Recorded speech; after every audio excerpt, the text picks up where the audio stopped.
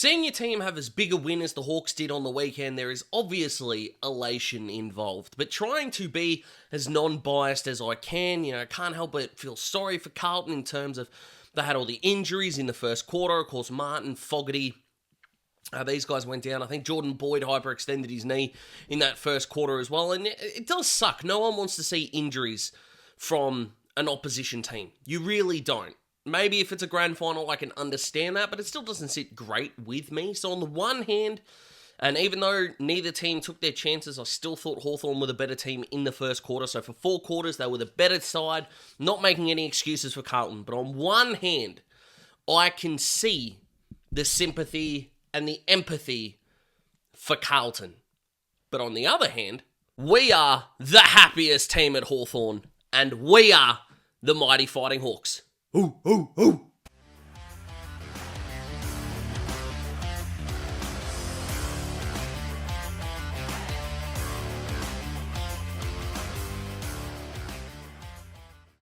If you asked any Hawthorn fan what they thought Sunday's game was going to be like, this result was not it.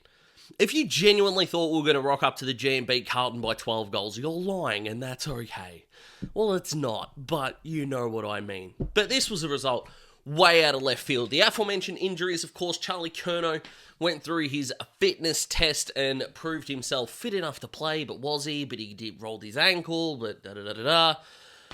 It was a magical day to be a Hawthorn fan, and I'm sure a nightmare one for Carlton supporters, but Hawthorn dominated across the board. The numbers there on the screen just taking precedence there. You look at plus 71 in uncontested ball, plus 14 in marks inside 50, didn't turn the ball over at all. Marks inside 50 were extraordinary, and as we all know by now, come the end of round 22 after being 0-5, the Hawks are in the 8. And the first thing that I want to touch on in kind of answering the question of this video of how far can Hawthorn go is looking at that top 8, there's not a lot of fear factor there.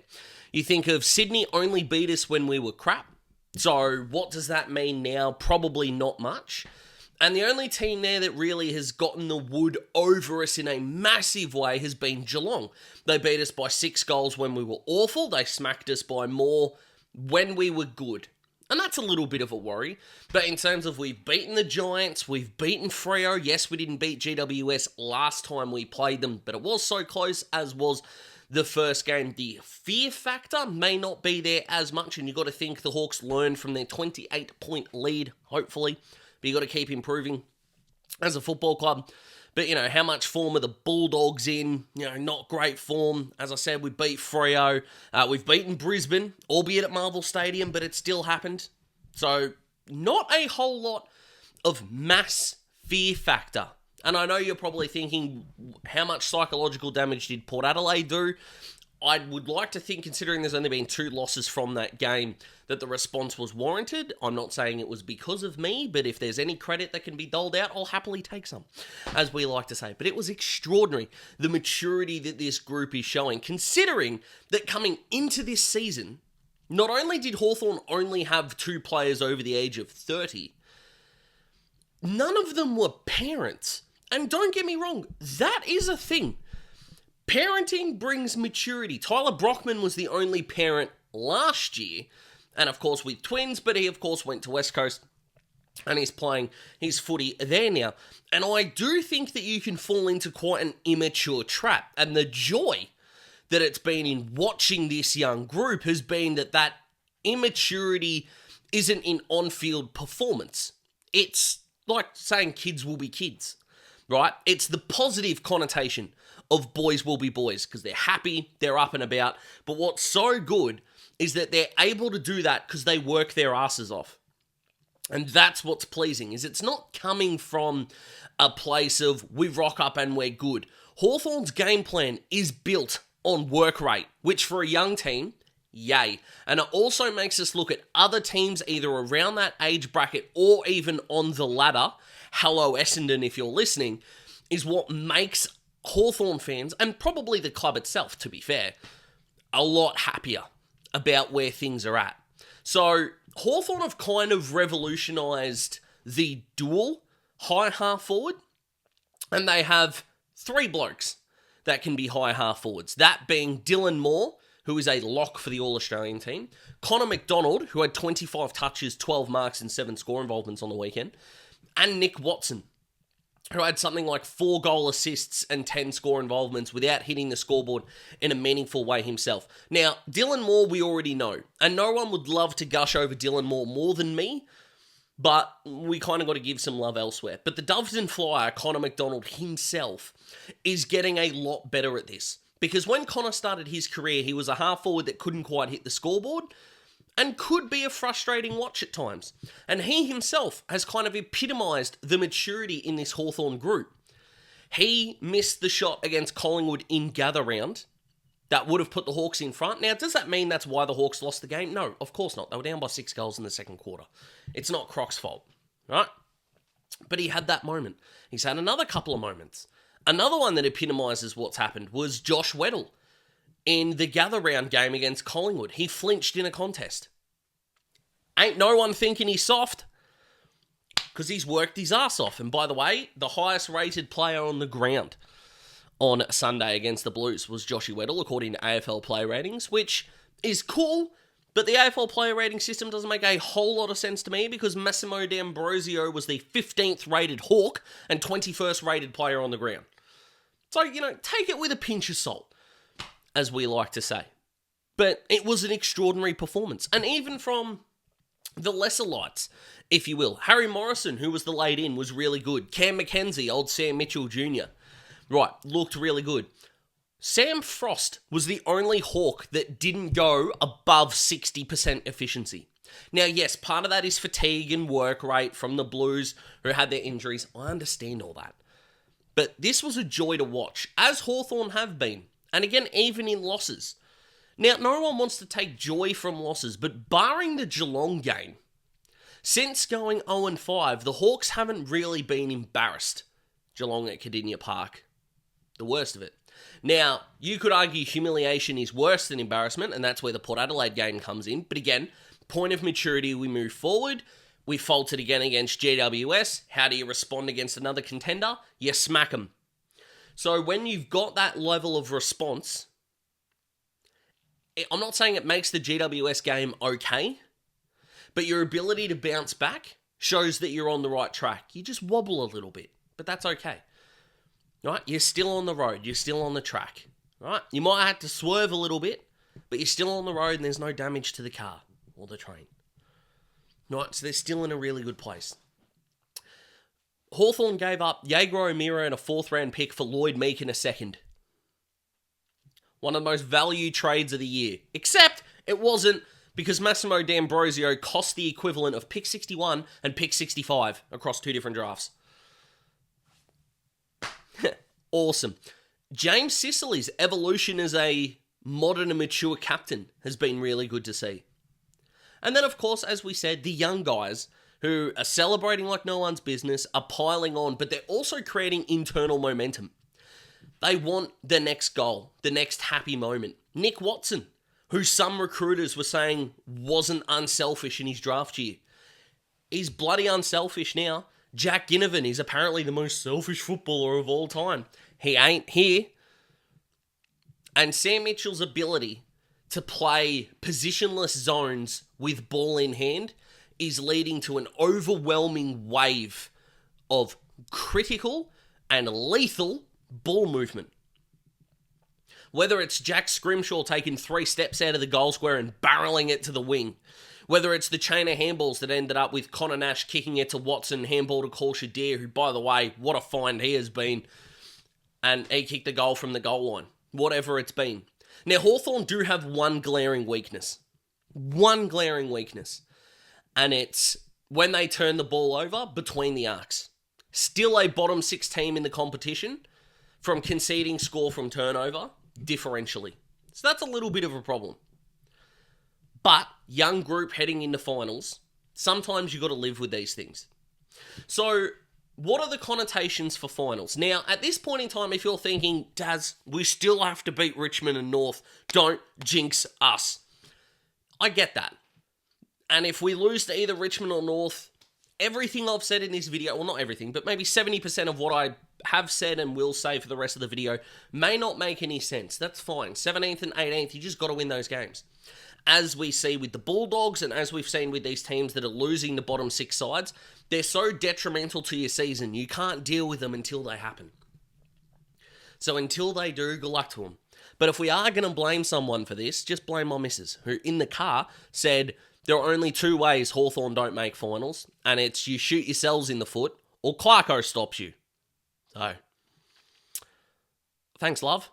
Appreciate it in a massive way. But in the connotations of the machinations, I should say, of the top 8, and we can still include Carlton here, mean there are 11 chances or 11 finals matchups that can happen. For all of the interstate teams that are on the ladder, you are looking at playing them at the MCG or their home ground, and considering the Hawthorn technically can still finish 5th come the end of the year.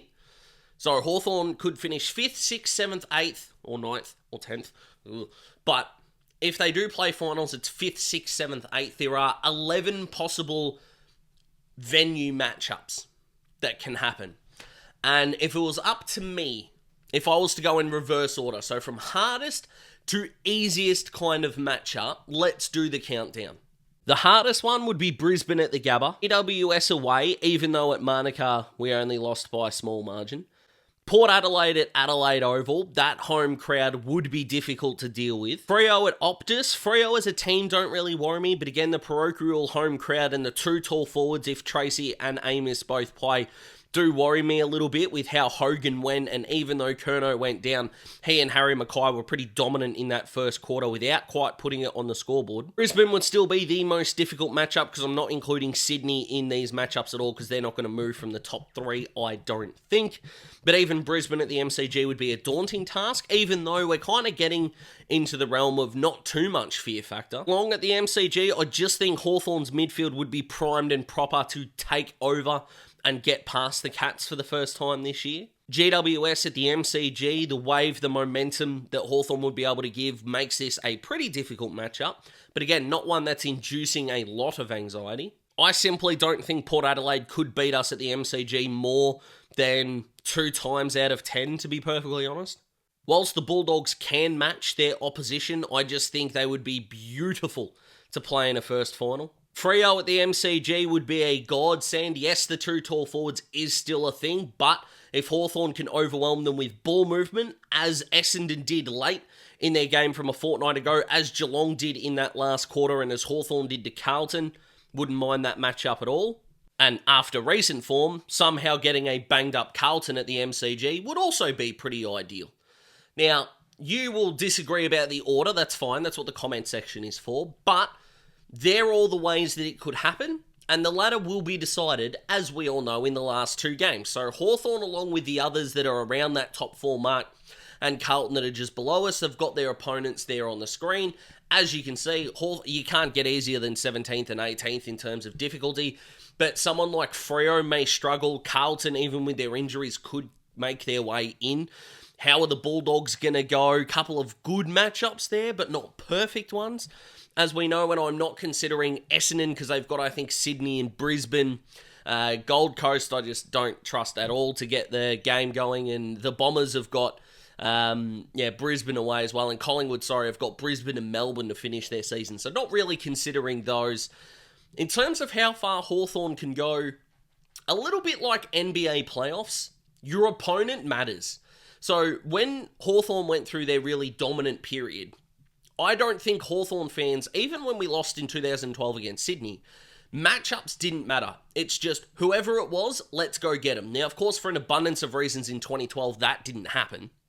But 2013, the Kennett curse was the only one that had anxiety. And of course, as we know from there, yes, Hawthorn played in close games. Anxiety-inducing games. That 2014 prelim against Port Adelaide was the most nervous I've been at work. And I was a chef for 6 years, and I've had knives thrown at me. Pots, pans, you name it. I've been called things that you couldn't invent in the comment section. That's not a challenge.